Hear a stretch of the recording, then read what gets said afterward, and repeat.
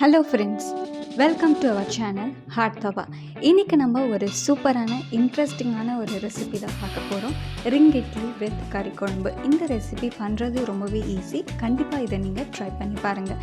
நிறைய பேர் நம்ம சேனலை இன்னும் சப்ஸ்கிரைப் பண்ணாமல் பார்த்துட்ருக்கீங்க.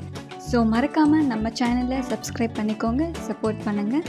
வாங்க இப்போ ரெசிபி எப்படி பண்ணுறதுன்னு பார்க்கலாம்.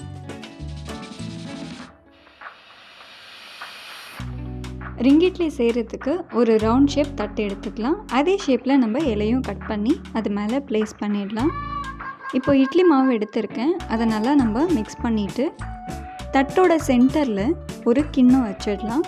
அதை சுற்றி நம்ம இப்போ மாவு சேர்த்துடலாம். ஒரு 3 கரண்டி மாவு சேர்த்துக்கோங்க, அதுவே போதுமானது. நிறைய சேர்த்திங்க அப்படின்னா இட்லி உடைய ஆரம்பிச்சிடும்.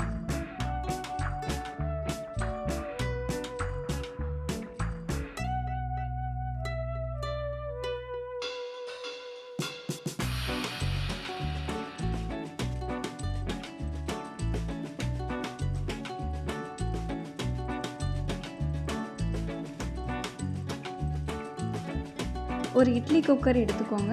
அதில் இந்த பிளேட்டை வந்து மேலே வச்சிடலாம். வச்சுட்டு ஒரு 10 நிமிஷம் வந்து நம்ம மூடி குக் பண்ணிடலாம்.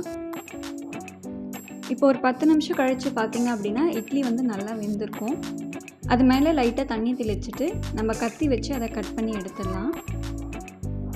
இப்போ பார்த்திங்கன்னா இட்லி வந்து நல்லா குக்காக இருக்கிறது தெரியும். கரெக்டான ஷேப்பில் இருக்குது. கறி குழம்பு செய்கிறதுக்கு ஒரு கடாயில் 4 டேபிள் ஸ்பூன் எண்ணெய் சேர்த்துட்டு 1 டேபிள் ஸ்பூன் சோம்பு, ஒரு பட்டை, ஒரு லவங்கம், ஒரு ஏலக்காய், பிரிஞ்சி இலை 2 இது எல்லாத்தையும் சேர்த்துட்டு நல்லா ஃப்ரை பண்ணிடலாம்.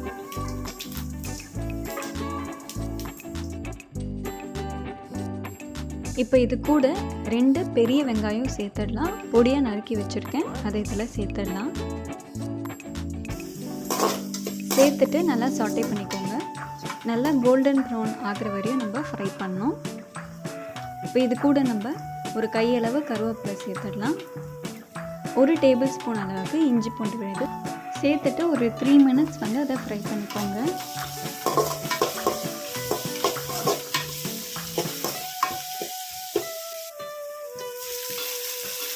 மூணு நிமிஷம் ஆயிடுச்சு. இது கூட நம்ம 2 பொடியை நறுக்கி வச்சுருக்க தக்காளி சேர்த்துடலாம்.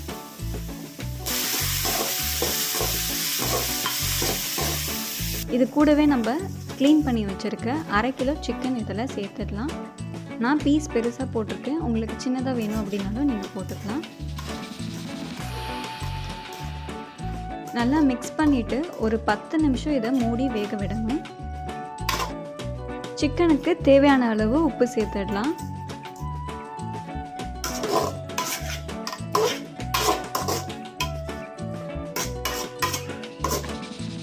ஒரு 10 நிமிஷம் ஆயிடுச்சு. பார்த்திங்கன்னா சிக்கன் நல்லா தண்ணி விட்டுருக்கோம். சிக்கன் வந்து ஒரு 40%லேருந்து 50% வந்து குக் ஆகிருக்கும்.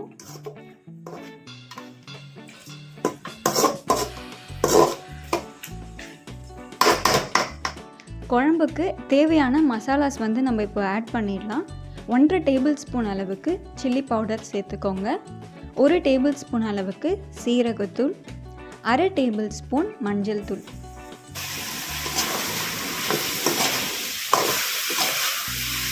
மசாலாலாம் சேர்த்துட்டு நல்லா மிக்ஸ் பண்ணிக்கோங்க. மிக்ஸ் பண்ணிவிட்டு ஒரு 7 நிமிஷம் அதை வந்து அப்படியே விட்டுடணும். அப்போ தான் நம்மளுக்கு சிக்கனுக்குள்ளே அந்த மசாலாலாம் இறங்கும்.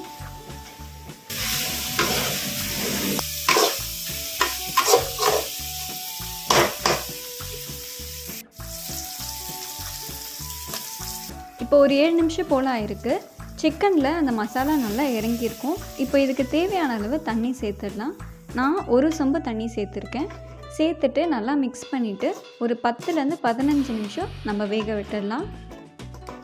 இப்போ ஒரு 15 நிமிஷம் கிட்ட ஆயிருக்கு. சிக்கன் குழம்பு நல்லா கொதிக்க ஆரம்பிச்சிடுச்சு. இந்த டைமில் நம்ம கொத்தமல்லியை சேர்த்துடலாம். சேர்த்துட்டு ஒரு 5 மினிட்ஸ் வந்து நீங்கள் திரும்ப குக் பண்ணுங்கள்.